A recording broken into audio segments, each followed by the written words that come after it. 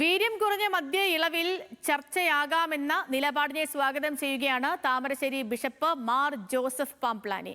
ലഹരിക്ക് അനുകൂലമെന്ന് തോന്നുന്ന ഒരു നിലപാടും ആരും സ്വീകരിക്കരുത്.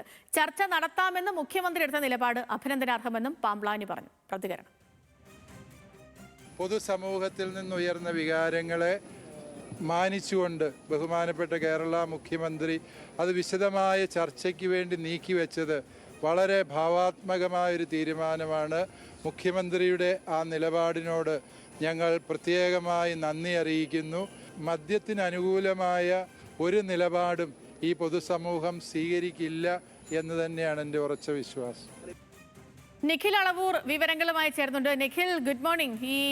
ഈ വിഷയത്തിൽ, അതായത് വീര്യം കുറഞ്ഞ മദ്യത്തിന്റെ നികുതി ഇളവ്, ആ വിഷയത്തിൽ തലശ്ശേരി ബിഷപ്പൊക്കെ സ്വീകരിച്ച നിലപാട് നേരത്തെ നമ്മൾ കണ്ടതായിരുന്നു. അതിരൂക്ഷ നിലപാട് സ്വീകരിച്ചിരുന്നു.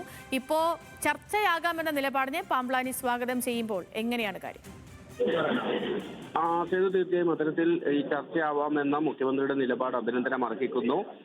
അതിന് മുകളിൽ മറ്റു വിവാദങ്ങൾ ഉണ്ടാക്കാൻ ശ്രമിക്കുന്നവർക്കുള്ള തിരിച്ചടി കൂടിയാണ് എന്നാണ് തലശ്ശേരി ബിഷപ്പ് ഇക്കാര്യത്തിൽ പറയുന്നത്.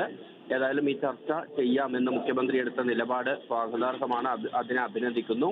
മാത്രമല്ല, മദ്യത്തോട് അനുകൂലമായ ഒരു നിലപാടും ആരും സ്വീകരിക്കരുത് എന്നതാണ് അഭിപ്രായം എന്നുകൂടി മാർ ജോസഫ് പാംപ്ലാനി പറഞ്ഞു വെക്കുന്നുണ്ട്.